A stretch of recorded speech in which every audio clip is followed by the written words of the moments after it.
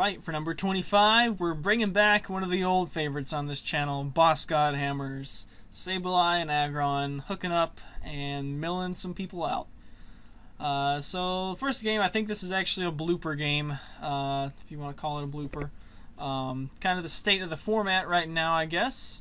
We're going to start out with Sableye, 70 HP basic. That's all. We got a level ball in the hand. We'll be able to draw some cards with Shirin, and he flips over a Mewtwo and a Tornadus EX.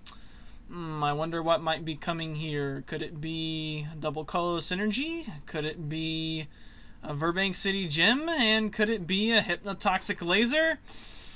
Yep, that's kind of the state of the format right now. Even your 90 HP Pokemon are not safe from being knocked out on the first turn.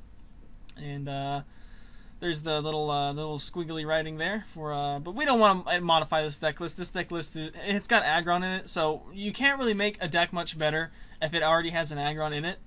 I mean, if you reduce the count of Aggron, you just make your deck worse. So that's just sort of the way it works. For those of you who don't know. But anyway. So we just jump right into another game, donks or whatever on TCG-0. It's just an online game, nothing's on the line, so we don't really care. And I see RayQuaza EX this game, and instantly that makes me think we're gonna see electric. So catchers are gonna be fun. We're gonna catch our electric up all day, and we actually have a really explosive first turn right here. We get down another Sableye. I believe that was a double level ball opening hand, which is fantastic for this deck. Got Dowsing Machine and Switch. I'm just going to end that back in the deck. He still had a hand of 6 too, so we actually get another Aggron down and a Dark Energy, so I'm going to be able to junk hunt for 2 level balls. This is like probably the best possible opening turn this deck could ever have. 2 Sableyes down in case it gets knocked out, and 2 Aggrons down, and what was that? That was Celestial Roar. So this is not an electric deck. This is the quad RayQuaza deck that just uses Celestial Roar, gets energy off the top of the deck. I believe it's the top 3. Any non-energies just get discarded, but typically nothing gets discarded because you reveal all energies. And you just power up with that and Dragon Burst. And it can be pretty effective against EXs when you're taking 2 prizes, but this deck does not have a single EX in it at all, not even Darkrai. So I'm just going to play some cards out of my hand there, get 2 Lairons in place, so we should be set for get a heavy ball, so I'll have that for Aggron next turn, and get rid of some energies or capture that thing up. And try to get. I believe we got rid of the fire energies there. RayQuaza does need 1 of each in order to use its Dragon Burst. If you got a lot of lightning on there but no fire, you still can't use it. So just capture up that thing and see what it wants to do. All the fires are gone, so he's just going to Celestial Roar and pick up 3 lightning.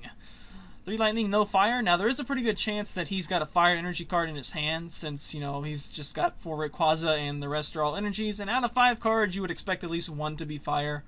So I'm just kind of crushing hammer a little bit off the one on the bench, as that way when the active one attacks, he'll have no energy left in play, or at least just 1.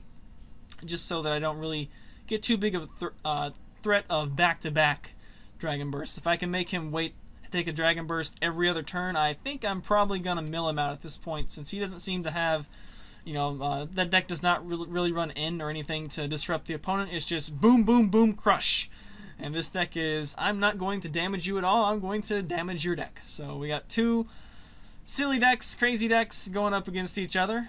And interestingly enough, his attack is actually helping my cause because it mills himself out. So we get some more Aggrons into play, and we're just going to keep junk hunting. I don't know why I keep junk hunting for crushing hammers. At some point I should probably just give up on that. But at this point we do actually have him with pretty much no energy in play. So I don't really have any devolution sprays in the discard pile, so I need to try to get some of those going around. And hey, there you go, Juniper.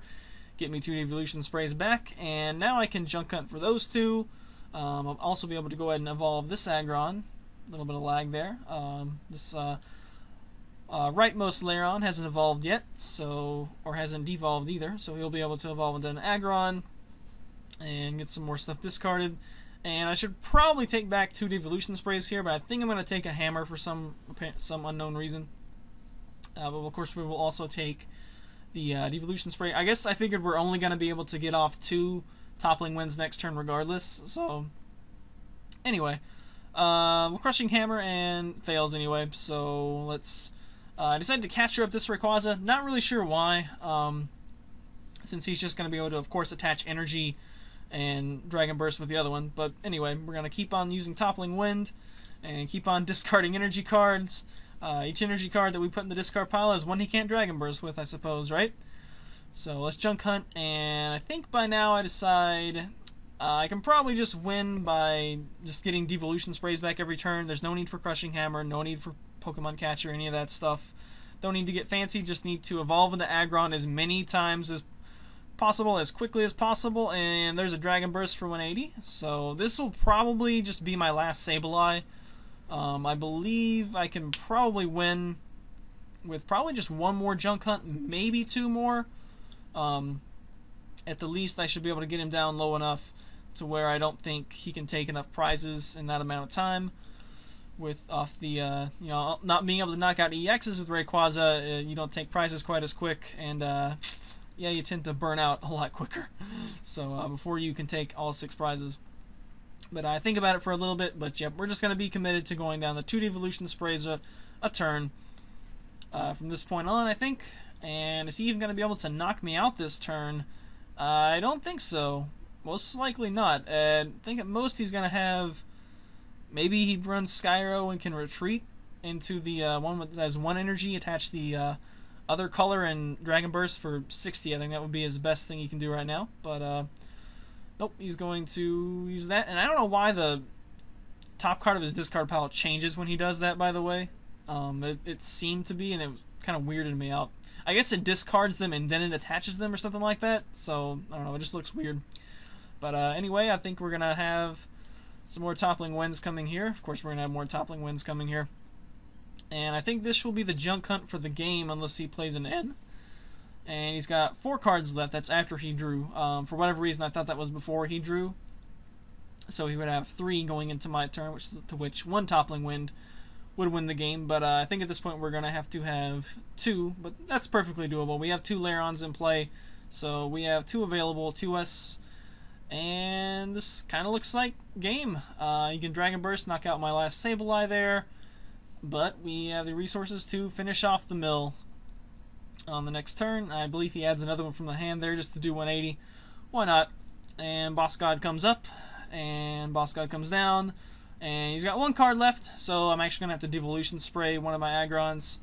And Aggron stands up there in the active position and commands that deck to go down to 0. He recognizes this, of course, and that will be the game. So BossGod Hammers versus another little deck that involves discarding cards, except discarding cards from yourself. So I'm going to head off to States tomorrow. Thank you guys for watching, and hopefully we'll have some nice footage from that. And then upcoming series with, I don't know, it's probably roughly as, well, I don't know. It might be a little bit more serious than BossGod Hammers. I guess we'll see. This video was supposed to be fan hammers, by the way, but I kept getting beaten horrifyingly bad with fan hammers, so BossGod Hammers it is. BossGod Hammers has approximately infinity percentage more aggron in the deck, so that makes it way better than fan hammers, sad to say. But thank you guys for watching, and later days.